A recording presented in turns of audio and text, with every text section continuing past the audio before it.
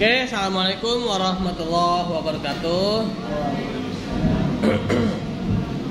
Baik, bismillahirrahmanirrahim. Alhamdulillahilladzi arsala rasulahu bil huda wa dinil haqq liyuzhirahu 'ala dinihi wa kafa bi syahida asyhadu an la ilaha illallah wa asyhadu anna muhammadar rasulullah nabiyyu ba'da ma ba'du.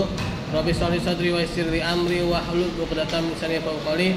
Allahumma shalli ala sayyidina Muhammad wa ala sayyidina Muhammad kama shallaita ala sayyidina Ibrahim wa ala sayyidina Ibrahim wa barik ala sayyidina Muhammad wa ala sayyidina Muhammad kama barakta ala sayyidina Ibrahim wa ala sayyidina Ibrahim fil alamin innaka Hamidum Majid. Ya, baiklah teman-teman semua, kita lanjut lagi acara kita ya, bukan acara Cilukba ya, tapi perkuliahan. Jumpa lagi ya. Nah, kali ini kita tentang produk dan regulasi pasar modal syariah ya. Nah, bagaimana produk dan regulasinya ya? Ini nggak ada ini tadi ya, infokus ya, karena hujan saya takut hujan, ada fokusnya tadi. Materinya ini sebenarnya ada di laptopnya Ade Khairil ya. Dan mungkin bisa saya save lagi di sini ya. Mana nih ya? Which slide?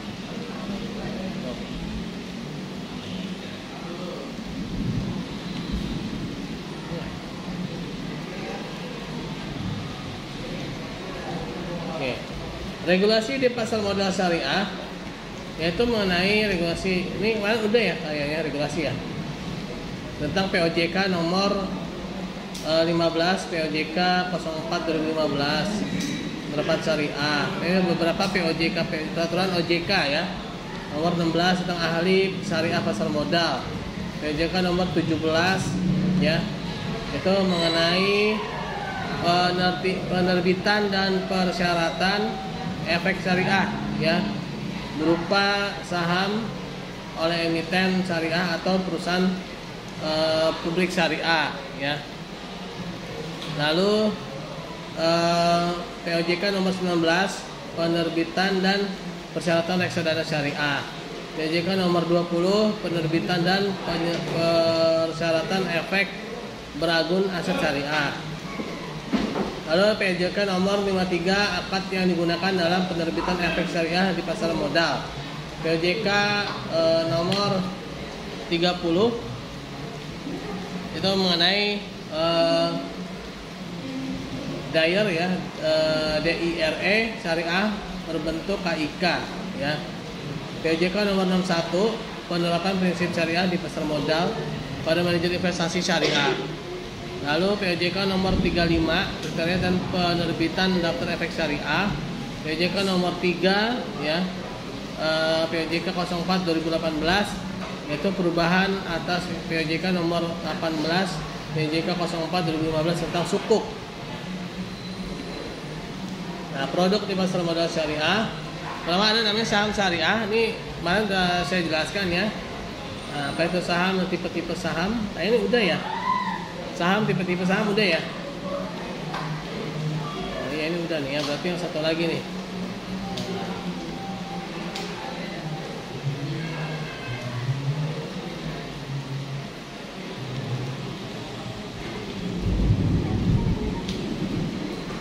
Oh, ini yang ketiga nih harusnya ya.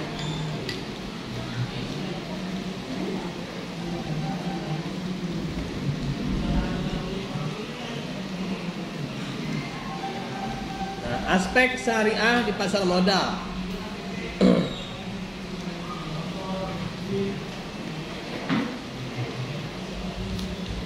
Nah, ini ada sebuah penelitian ya, bahwa pada tahun 2014 ya, orang dewasa yang memiliki rekening di Findex ya, ini adalah indeks apa sih pasar modal ya di luar ya. Itu ada sekian sekian persen ini ya. Ternyata di Amerika itu 94% orang dewasa itu rata-rata punya ini ya, rekening ya di di pasar modal ya. Kalau di Brazil 68%, yang paling tinggi itu di UK ya, United Kingdom itu 99%, di Turki 57%, di Uganda 44% ya. Lalu di Nigeria 44%, Malaysia 81%, Thailand itu 78%, Australia 99%, dan di Indonesia 36%. Ini pada tahun 2014 ya. Nah, apa sih yang menjadi aspek syariah ya? Pertama adalah prinsip dasar fikih muamalah ya, yang harus kita kuasai. Lalu aspek syariah saham syariah.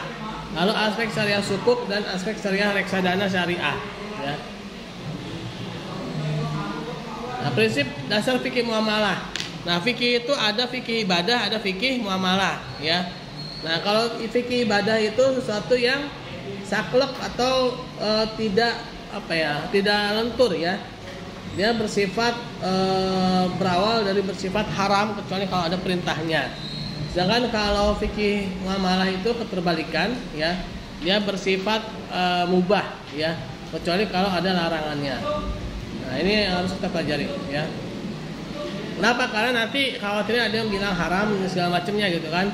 Memang ada yang haram gitu, tapi kita akan menghilangkan yang haram-haram tersebut ya. Nah, prinsip syariah di pasar modal ya, ada prinsip hukum Islam dalam kegiatan syariah di pasar modal ya, berdasarkan pada fatwa Dewan Syariah Nasional Majelis Ulama Indonesia ya. Sepanjang fatwa dimaksud tidak bertentangan dengan peraturan OJK. Nah, kegiatan syariah di pasar modal itu adalah penawaran umum efek syariah ya, lalu pandangan efek syariah, lalu pengelolaan investasi syariah ya, emiten dan perusahaan efek yang berkaitan dengan efek yang diberlakukannya ya, lalu perusahaan efek yang sebagian atau seluruh usahanya ya berdasar pada prinsip syariah. Lembaga dan profesi penunjang yang berkaitan dengan efek syariah ya, ini harus kita pelajari. Satu aspek saham syariah. Apa itu aspek saham syariah? Nah, landasan dibolehkannya saham. Kenapa sih saham itu dibolehkan ya? Apa yang menjadi landasan hukumnya? Ini mana ya screen? Nggak ada screennya ya?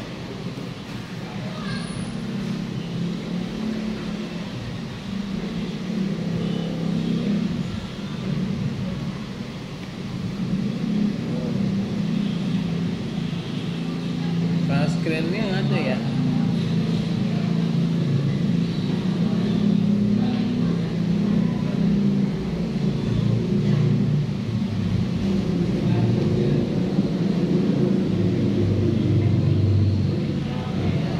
Beberapa keputusan Muktamar ke-7 Majelis Ulama itu syariah standar nomor 21 ya, pendapat Dr. Wahbah Zuhaili ya, bermuamalah dengan melakukan transaksi atas saham hukumnya boleh. Fatwa DSN MUI nomor 40 tahun 2003 ya, ini beberapa landasan dibolehkannya syariah saham ya. Lalu fatwa DSN MUI nomor 80 tahun 2011 tentang penerapan prinsip syariah dalam mekanisme perdagangan efek yang bersifat ekuitas di pasar reguler bursa efek ya. Nah, ini adalah landasan dibolehkannya saham. Nah, bentuk transaksi yang dilarang ya, seperti tadlis. Nah, tadlis itu adalah penipuan ya, atau adanya menyembunyikan sebagian informasi atau sebagian pengetahuan ya yang ada pada yang ada pada kondisi pasar ya. Boleh Pak. Boleh. Ya udah. Tadi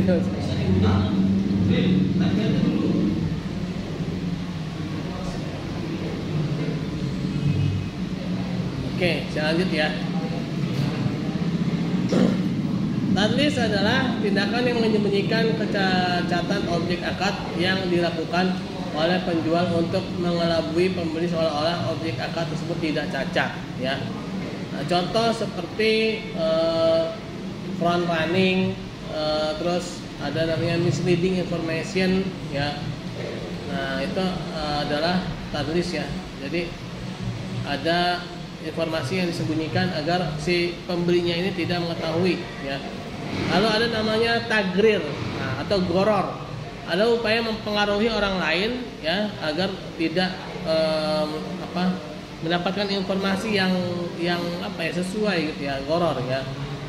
Baik dengan ucapan maupun dengan tindakan yang mengandung kebohongan agar terdorong untuk melakukan transaksi.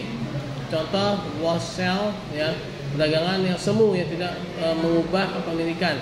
Lalu ada pre-arranged trade ya. Lalu ada lagi tanajus atau najashi ya. Ada tindakan yang menawar barang ya dan harga yang lebih tinggi. Nah, ini membuat banyak calon-calon pembeli tapi pembeli palsu ya. Oleh pihak yang tidak bermaksud membelinya. Jadi membuat permintaan palsu. Itu menimbulkan kesan yang banyak beli ya padahal tidak ada ya. Contoh pump and dump, lalu hype and dump, lalu creating fake demand supply ya. Ya. Permintaan penawaran palsu ya.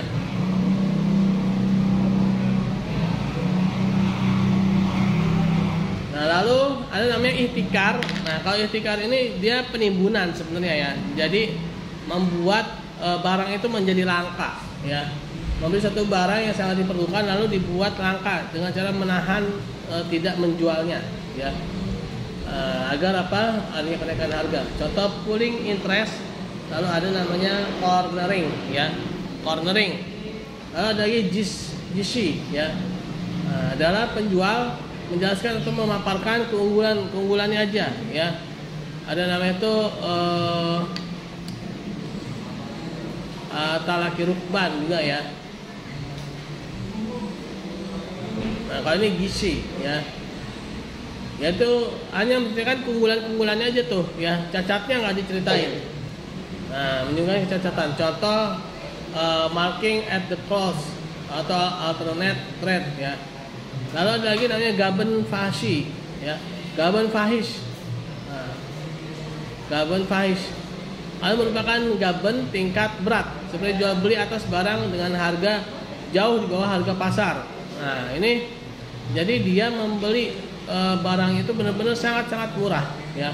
Nah, gaben adalah ketidakseimbangan antara dua barang objek yang dipertaruhkan dalam satu akad baik segi kualitas maupun kuantitasnya. Contoh insider trading ya, jadi ada transaksi inside ya. Inside itu maksudnya dia tidak tidak terlihat gitu ya. Jadi ada transaksi sampingan lah.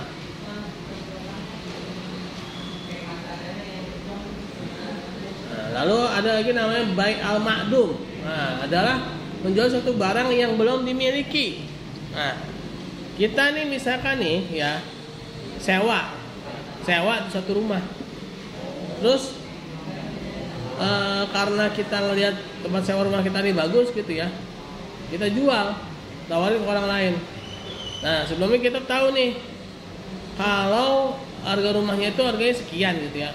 Karena kita lihat rumah tempat saya sewa nih bagus gitu kan. Coba saya tawarin lebih mahal dari yang yang ditawarkan oleh si pemilik rumah. Kita jual tuh rumah ya kan. Padahal itu rumah belum jadi milik kita. Kita pada situ sewa. Hak miliknya masih hak milik si yang punya rumah ya. Nah, itu nggak boleh tuh, namanya buy al ma'dum ya. Nah, jadi dia menjual barang yang belum dimiliki ya.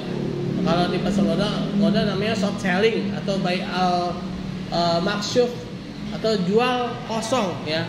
Menjual tapi barangnya kosong.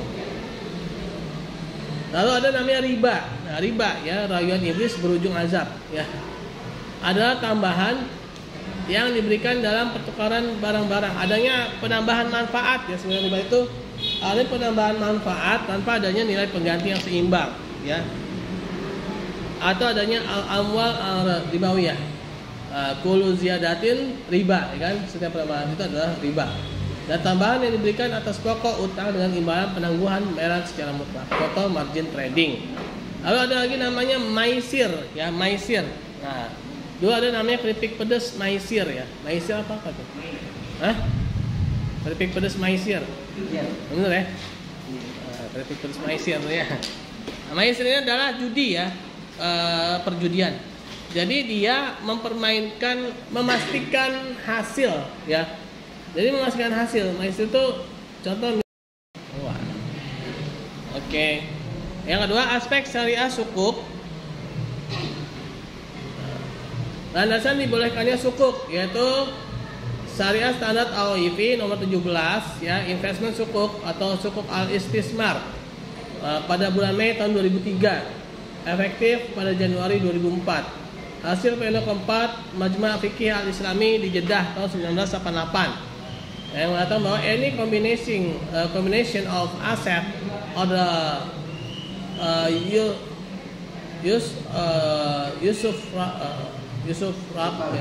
of such assets can be represented in the form of written financial instruments that can be sold at a market price, provided that the composition of the group of assets represented by the sukuk consists of majority of tangible asset, ya. Jadi ada beberapa kombinasi dari aset, ya. Apakah asetnya itu aset yang berwujud atau tidak berwujud, ya. Dapat direpresentasikan atau dapat diwakilkan, ya, dalam direpresentasikan dalam instrumen keuangan, ya, yang mana dapat dijual pada harga pasar, ya, yang disediakan komposisinya itu, ya, dari sukuk itu dia itu diperbolehkan, ya, dikatakan bahwa sukuk itu dia adalah hasil dari representasi atau hasil dari perwakilan dari aset-aset, gitu, ya. Jadi itu ada aset nih, ya. Nah, asetnya ini bisa dikeluarkan sukuk dari aset tersebut, gitu, ya. Jadi kalau mau nerbitin sukuk harus ada asetnya, istilah gitu. Menyediakan komposisi dari kelompok aset yang diwakilkan oleh sukuk, ya, terdiri dari sebagian besar itu adalah tangible aset atau aset berwujud. Jadi memang sebagian besar itu adalah aset berwujud, ya. Nah, aset base versus aset back. Nah, ada yang berbasis aset, ada yang di backup oleh aset. Nah, aset base tuh gini, asetnya belum ada, ya. Kalau aset base itu asetnya belum ada, jadi dia ngeluarin sukuk, ya. Dia ngeluarin sukuk untuk membuat aset baru. Misalkan nih kampus Al-Karimiyah ini, ya kan, belum ada nih, bisa nih dari yayasan misalkan ngeluarin sukuk, ya, bikin kampus. Jadi sukuk itu kan dia kayak surat utang, tapi surat utang yang ada asetnya kan, yang ada aset yang terwujud. Nah, jadi asetnya itu terwujud ketika sukuknya itu dikeluarkan, ya, untuk bikin aset baru, ya. Nah, kalau aset back itu dia asetnya udah ada. Nah, asetnya udah ada nih, ya, ibaratnya kayak dijaminkan lah, gitu, ya. Nah, dijaminkan. Nah, cuma kalau aset back nanti kalau si yang mengeluarkan sukuk ini nggak bisa bayar, maka asetnya itu bisa pindah tangan, ya, bisa pindah kepemilikan. Nah, hakikat underlying aset yaitu membedakan sukuk dengan surat utang. Nah, jadi ada underlying aset itu adalah penanda bahwa dia itu sesuai dengan syariah. Kalau obligasi yang pada umumnya dia nggak ada asetnya, ya, jadi dia bisa ngutang dengan bebas, ya kan. Nah, bingungnya nanti ketika dia nggak bisa bayar, ya. Bingungnya ketika jatuh tempo dia harus bayar bunga plus sama pokoknya, nggak ada asetnya, ya. Nah, kalau sukuk itu masih ada asetnya, ya, ketika dia nggak bisa mampu bayar, maka asetnya itulah yang akan dilelang. Nah, terbebas dari riba, ya, karena setiap kelebihan dari utang adalah riba, ya.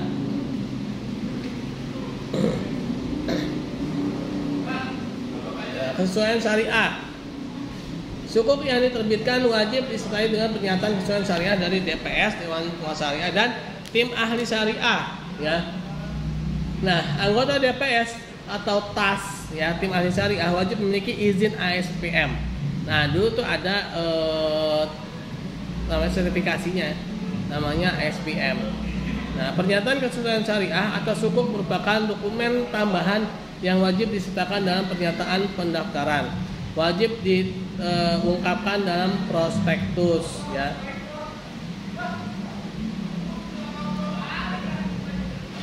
Nah, sukuk tidak lagi menjadi efek syariah atau tidak lagi menjadi sukuk ya.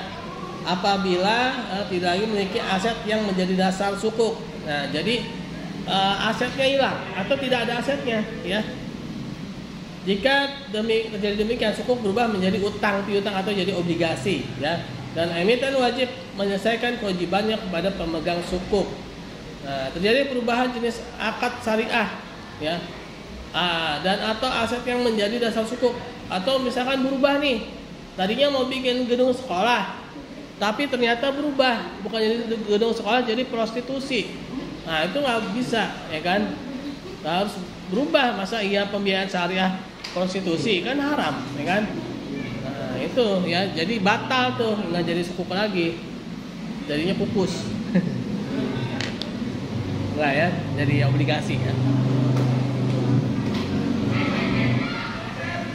Nah, fatwa terkait sukuk. Fatwa DSN MUI nomor 32, DSN MUI 9 2002 tentang obligasi syariah.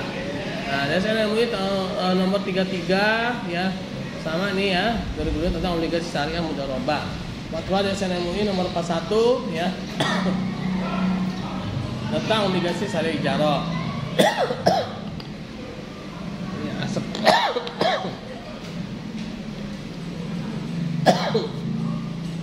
Fatwa DSN MUI nomor 9 ya. DSN MUI nomor 70, DSN MUI nomor 95 ya, ini adalah fatwa-fatwa terkait dengan sukuk dalam Dewan Syariah Nasional ya. Nanti bisa dibaca ya.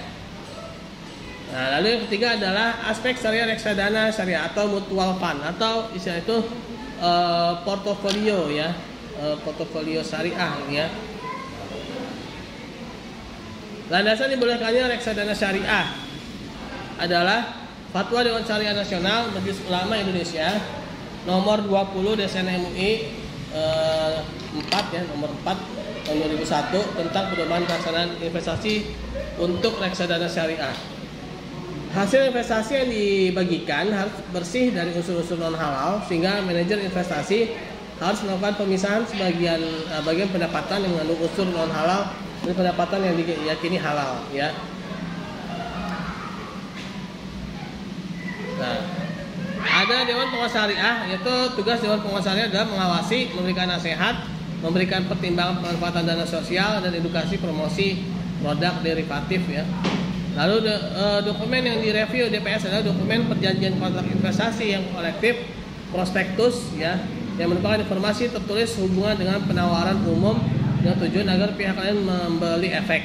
Rekomendasi dari Dewan Syariah Nasional Majelis Ulama Indonesia, DPS bertugas melakukan supervisi baik sebelum dan setelah peluncuran reksadana. Jadi harus diperiksa oleh DPS. Jadi dia harus melihat apakah ini benar-benar sesuai dengan syariah atau tidak ya.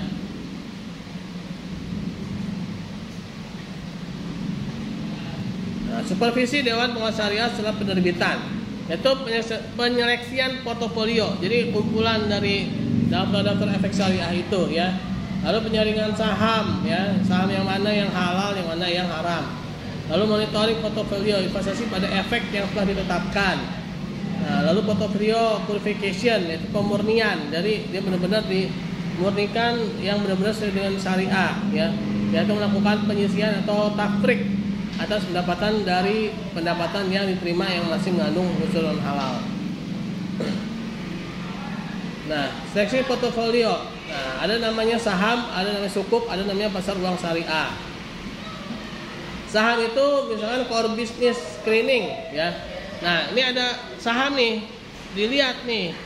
Ini saham ini dari perusahaan apa, ya kan? Jangan sampai ini dari perusahaan tadi ya kan, prostitusi, lalu yang mengandung riba, lalu apalagi perusahaan yang rokok, ya kan?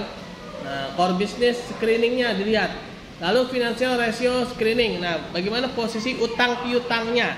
Ya, utangnya ini berapa persen nih? Jangan sampai perusahaan ini ternyata utangnya banyak. Ya. Kenapa kalau utangnya banyak? Karena nanti kepemilikannya itu akan dikuasai oleh yang memberikan utang. Ya. Bos, ngerti ya?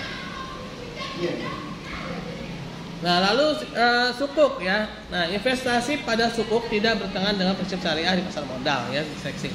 Lalu pasar uang syariah. Pasar uang yang digunakan adalah pasar uang yang berdasarkan pada prinsip syariah ya. Monitoring portofolio. Nah, efek yang lebih sesuai dengan kebijakan yang telah disetujui oleh DPS. Nah, cek laporan portofolionya, lalu cek rincian transaksinya. Tidak melakukan transaksi yang terlarang secara syariah seperti short selling, margin trading, ya. Adakan interview portfolio manager, ya.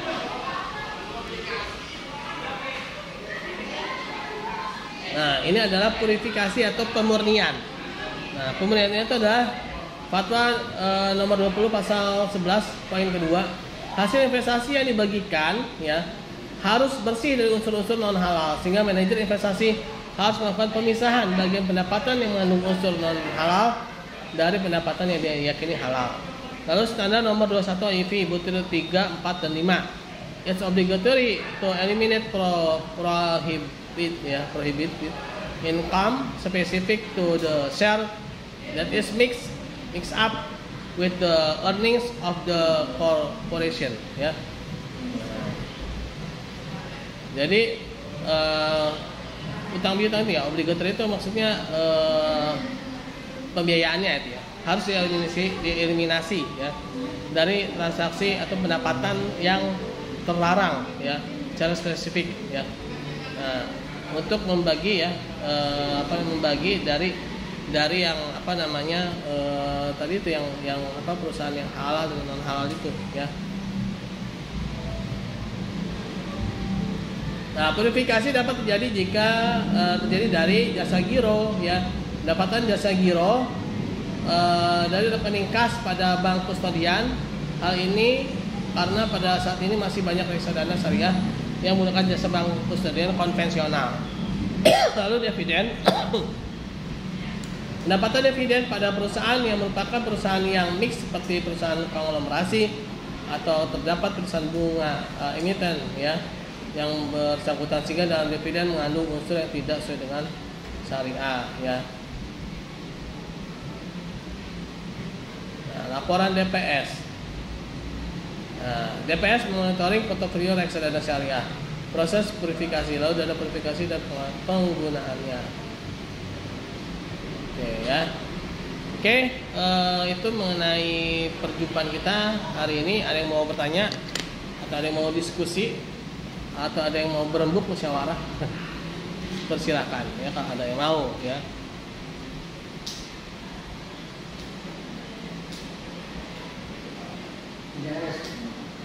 Ada ya. Ya kalau tidak ada, kita tutup saja dengan baca hamdalah.